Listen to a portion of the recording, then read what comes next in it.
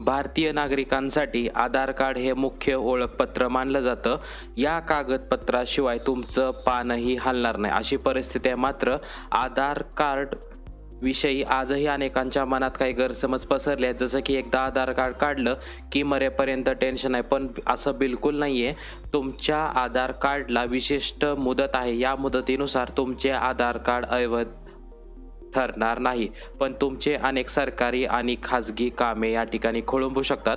तर 10 वर्षानंतर आधार अपडेट करणे आवश्यक आहे का, ते पण सांगतोय. अनेक ठिकाणी 10 वर्षानंतर आधार कार्ड अपडेट करणे आवश्यक आहे असं सांगितलेलं आहे. यावर आधार जारी जी संस्था आहे ज्याचा UID स्पष्टीकरण दिलेलं आहे. जसं की तुम्ही 10 वर्षानंतर आधार जर अपडेट केलं नाही तरीही ते अवैध ठरणार नाही. मात्र अनेकदा वयानुसार हाताच्या बोटाच्या ठशात सूक्ष्म बदल होतात.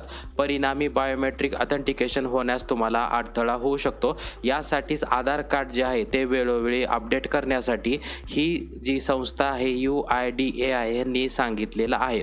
तर जसं की लहान मुलांचं झालं, त्या लहान मुलांचं जे काय आधार असतं त्यांचे जे बोटं असतात ते छोटे असतात, त्यावेळेस घेतलेलं बायोमेट्रिक आणि आत्ताचं त्यांचं वय वाढल्यानंतर बायोमेट्रिक याच्यामध्ये फरक येतो. म्हणूनच आधार कार्ड अपडेट करणं गरजेचं आहे. म्हणजे 5 ते 15 वर्ष वयोगटातील जे काही मुलं आहेत त्यांचं आधार अपडेट करणं अनिवार्य आहे.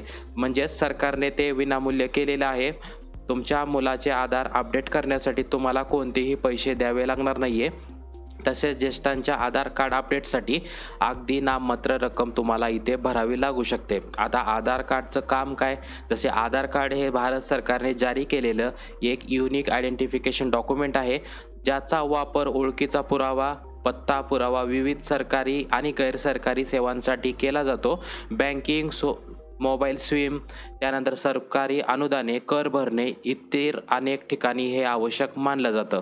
या अतिशय सविस्तर माहिती होती की बायोमेट्रिक झालं, तुमचे बर्थ डेट असेल, पत्ता असेल, तुमचा फोटो असेल, सगळी इन्फॉर्मेशन टाईम टू टाईम इथे अपडेट करणं गरजेचं आहे. जसे की 5 ते 15 वयोगटातले जे काही मुलं आहे त्यांना अपडेट करायचं आहे. त्यांचे बायोमेट्रिक चेंज होत राहतात.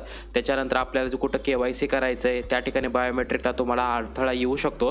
याच्यासाठी वारंवार तुमचं बायोमेट्रिक तुम्ही जवळच्या केंद्रामध्ये जाऊन तुमचं बायोमेट्रिक अपडेट करू शकतो, जेणेकरून ज्या काही तुम्हाला सेवा भेटणार आहेत त्याच्यामध्ये कोणताही अडथळा त्या ठिकाणी तुम्हाला येणार नाही. महत्त्वपूर्ण हा व्हिडिओ सगळ्यांना शेअर करायचा आहे.